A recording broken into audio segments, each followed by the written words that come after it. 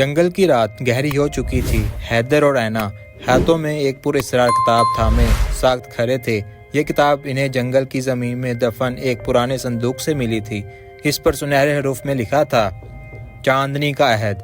جیسے ہی حیدر نے کتاب کا پہلا صفحہ پلٹا، ہوا یکدم ٹھنڈی ہو گئی۔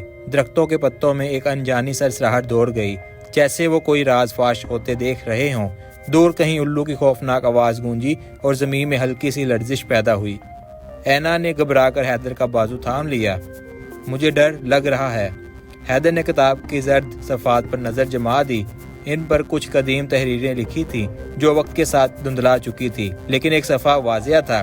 یہ جنگل ایک نیک بزرگ اور ایک منحوس سایہ کی آخری جنگ کی زمین تھا۔ وہ سایہ جو سایہ شب کہلاتا تھا، روشنی کے ہر ذرے سے نفرت کرتا تھا۔ اس نے روشنی کو ہمیشہ کے لیے ختم کرنے کی کوشش کی، مگر ایک نیک بزرگ نے اسے شکست دے کر ایک درخت میں قید کر دیا۔ مگر بدروح نے قسم کھائی کہ ایک دن وہ لوٹے گا اور تب روشنی ہمیشہ کے لیے ختم ہو جائے گی۔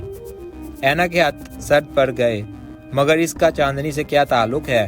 حیدر نے کتاب کے آخری صفحات کو پلٹا۔ اچانک اس کی آنکھیں حیرت سے پھیل گئی۔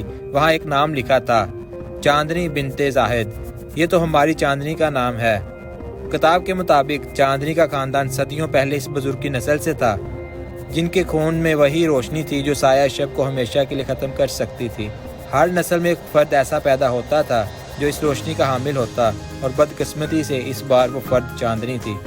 اینا نے جلدی سے اپنی انگوٹھی نکالی جو انہیں زمین میں دبی ملی تھی۔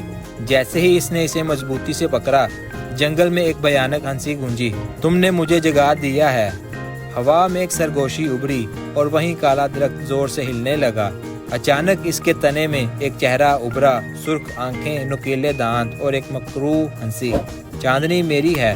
درخت کی جڑیں زمین سے باہر نکلنے لگی، جیسے کوئی چیز اندر سے نکلنے کی کوشش کر رہی ہو۔ حیدر اور اینا کے پیر زمین میں دھنسنے لگے۔ ایسا محسوس ہو رہا تھا جیسے پورا جنگل زندہ ہو چکا ہو۔ اچانک فضا میں ایک چیخ گونجی، چاندنی کی چیخ۔ حیدر نے چیخ کر کہا۔ اس چیخ کا آنا اس بات کا ثبوت تھا کہ وہ زندہ تھی، مگر کہاں؟ وہ سایہ شب کی قید میں تھی یا کچھ اور؟ اینا نے کانپتے ہاتھوں سے کتاب کے آخری صفحات کھولے۔ وہاں ایک قدیم منتر لکھا تھا جو روشنی کو بیدار کر سکتا تھا۔ یہی وہ منتر ہے جو سایہ شب کو ختم کر سکتا ہے، لیکن وہ یہ کیسے استعمال کرتے؟ درخت کی جڑیں اب حیدر اور اینا کی طرف بڑھنے لگی۔ اندھیرا ان کے ارد گرد پھیلنے لگا، جیسے روشنی کو مکمل طور پر نگل لینا چاہتا ہو۔ اینا، منتر پڑھو، حیدر چیخا۔ اینا نے کپکپاتے ہونٹوں سے وہ الفاظ پڑھنے شروع کیے۔ روشن کر دے جو اندھیرا چھا گیا، روشنی بخیر جو روشنی مٹ رہی ہے۔ درخت ایک جھٹکے سے ہلنے لگا۔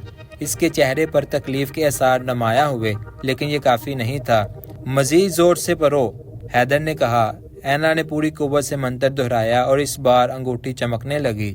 اس سے ایک سنہری روشنی نکلی جو درخت پر پڑتے ہی اس کا چہرہ مڑنے لگا۔ نہیں، یہ ممکن نہیں، سایہ شب چیخا۔ اچانک روشنی کے درمیان ایک شبیہ نمودار ہوئی، چاندنی۔ وہ کمزور نظر آ رہی تھی۔ سایہ شب نے اپنی آخری کوشش کرتے ہوئے ایک زوردار حملہ کیا، لیکن اس بار روشنی کی چمک اتنی شدید تھی کہ پورا جنگل ایک لمحے کے لیے دن کی طرح ہو گیا۔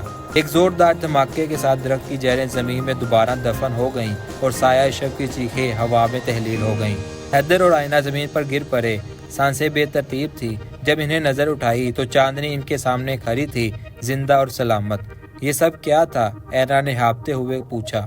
چاندنی نے دھیرے سے کہا، یہ بھی ختم نہیں ہوا۔